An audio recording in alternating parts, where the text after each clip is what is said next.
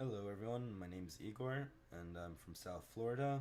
I've been extraordinarily busy the last few weeks, so I haven't managed to do the first two assignments, but I'm really looking forward to doing the first one. I'm going to be explaining how I did a submix and parallel processing on my drum track, on this track I've been working on for a little bit.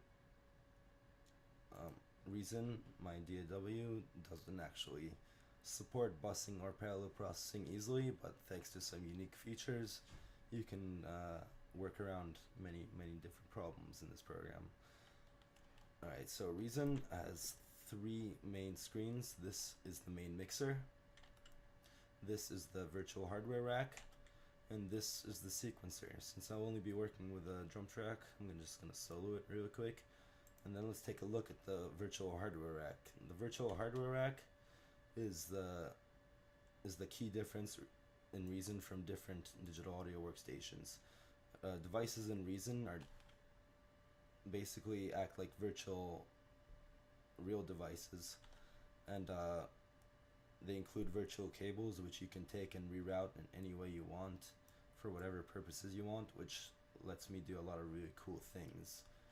Now, this is the Kong Drum Designer. It's one of Reason's drum machines, 16-pad device, and as you can see here, I got 16 different samples loaded into it. If I open the drum and effects panel and select my kick, and I scroll down a little bit, you see the drum output section. Kong has I guess a total of 18 separate outputs paired into stereo pairs over here. You can select which output each pad goes to over here, and what I did is I took my kicks, snares, hi-hats, etc. and routed each group into a separate output. Then I took the audio cable and routed it from the Kong into different mix channel devices. Now, mix channel devices on the hardware rack correspond to actual mix channels on the main mixer. So what this lets me do is set the individual levels of the different drum samples, as well as apply EQ and compression and filtering and whatever other effects I want directly from the main mixer, instead of having to go to the virtual rack to change things. Just more convenient and really useful, but this still doesn't give me a way to control the whole volume of the drum track individually.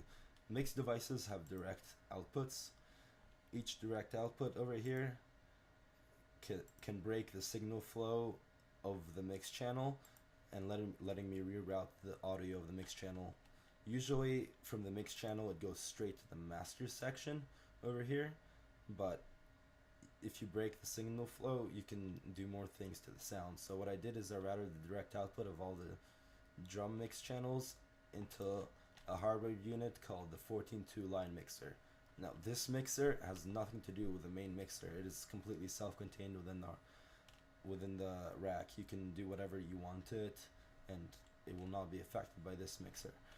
But what I used it for is to sum all the different drum direct outs from the mix channels, and then it summed them into one master out signal over here, and this master signal goes through my drum effects chain and eventually reaches another mix channel device, which then routes it to the master output. So essentially I just summed these tracks into this mixer over here, and then this mixer outputs to the drum bus mix channel over here. So now I can raise and lower the sound of the whole drum bus straight from the main mixer as well. Anyway, looking back at my effects setup for my drums, you will notice that the master out of the 14.2 line mixer is going into the channel 1 of a 6 input 1 output line mixer. Now the 6 input 1 output line mixer has one auxiliary return track, which is a send or return effects track. You can set it to pre or post over here, pre-fader or post-fader. In this case, pre or post knob. This isn't a fader, but the same exact function. So I set it to pre-fader mode. As you remember from this week, pre-fader send effects do not depend on the level of the fader. So this right now is what you're hearing is only the compressed signal. Oh, let me turn it on. That would be important. You only get the sound right now of the compressed signal, and right now you're only getting the dry signal. And I can set them to taste and mix them right here. This is how I did parallel effects in Reason, and this is the Submix. Mixers are useful tools to do both, and you can have as many of them as you want in Reason for whatever purposes you want. And then the whole thing is summed to one drum bus, where I can easily control levels of both the individual